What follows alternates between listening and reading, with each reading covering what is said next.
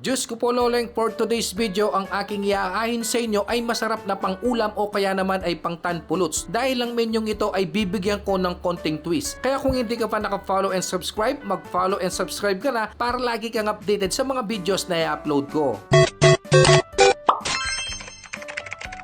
Napakaaga kong pumunta ng Magalang Public Market upang bumili ng atay ng manok at binigyan pa ako ng discount ni ate, kaya naman shoutout sa iyo at maraming salamat. Ganun na din kay pare kong sabog na bising-bising nag-i-slice ng mga karne ng baboy. At habang hinihintay ko ang kanyang mga ini-slice ay pinagkape muna ako ni kumare kong Yendims, kaya naman shoutout at maraming salamat sa iyo. Dali-dali naman akong umuwi ng bahay upang may prepare ko ang mga recados na gagamitin ko sa ating menu for today's video. Hindi na ako nagsayang ng oras pagdating ng bahay. Ito ay akin ng in-slice agad at ito ay akin ng inugasang mabuti nang sa ganon ay maiwasan natin ang malansa o mabaong amoy nito. Imekos-mekos lang natin ito sa asin magkabilaan nang sa ganon ay maiwasan natin ang malansang amoy, at bago natin ito pakuluan ay bigyan din natin ito ng panibagong asin. At syempre isa-shoutout ko na si Jem Angeles Laksa ng Mexico, Pampanga. Maraming salamat sa panunood. Sa menyong ito ay kailangan ko ng isang bloke ng tokwa, kalamansi, dahon ng celery, siling almoranas, pamintang durog, at syempre ang sibuyas na puti at pula. At habang ini-slice ko ang tokwa ay nagpapa-shoutout si Alden de la Cruz ng Government Arsenal Team Capdi,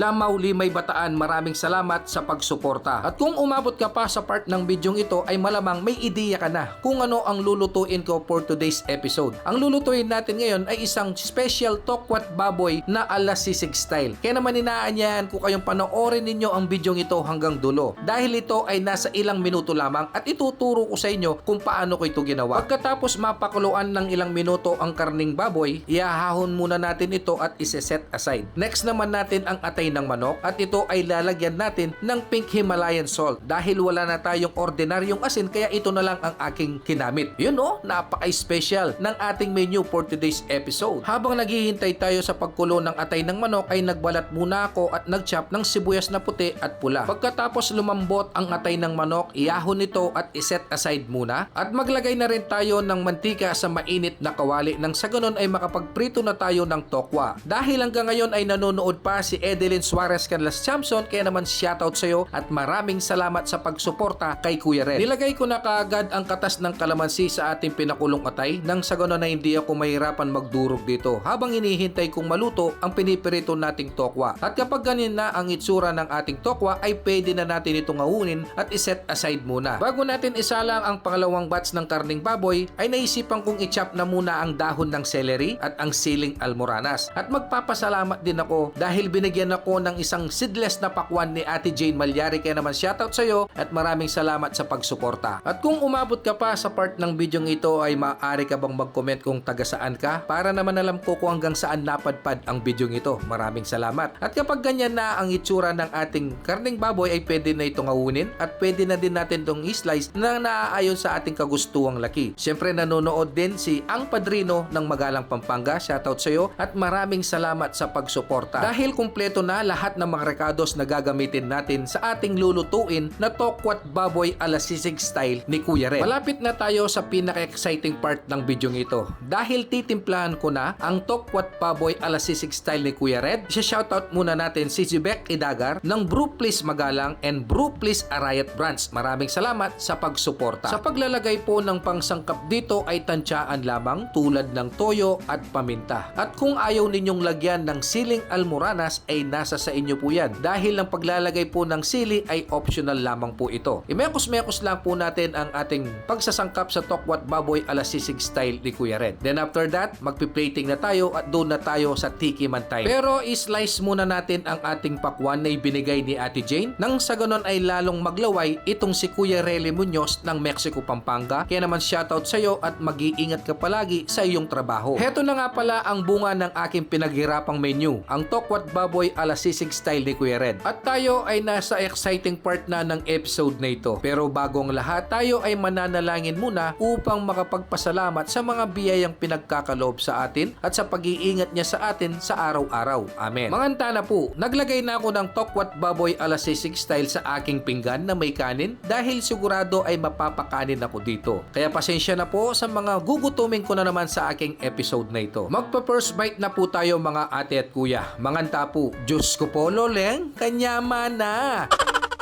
Lasang-lasa mo talaga ang atay ng manok, tamang alat, tamang asim, tamang anghang. Nakabalance lang ang aking natimpla, mga ate at kuya. Kaya kung nanonood ka pa hanggang ngayon, ay gawin nyo na sa inyong bahay nang sa ganon ay mapasarap ang kain ng buong pamilya. At pwede din itong maging tanpuluts kung may sosobra man sa inyong gagawin na tokwat baboy alas sisig style. Di na rin ako nakapagpigil kaya dumakot na ako ng tokwat baboy alas sisig style tsaka ako'y sinubo. Pinagkasya ko sa aking bunganga. Diyos ko po loleng, kanyama na. Ang seedless na pakwan sa aking harapan ay hindi lamang ito props, kaya naman kinuha ko na ito at tinikpan. Diyos ko po loleng, kanyama na. Maraming salamat sa panonood, laging tandaan, kapangpangan ko, pagmaragol ko. Peace out!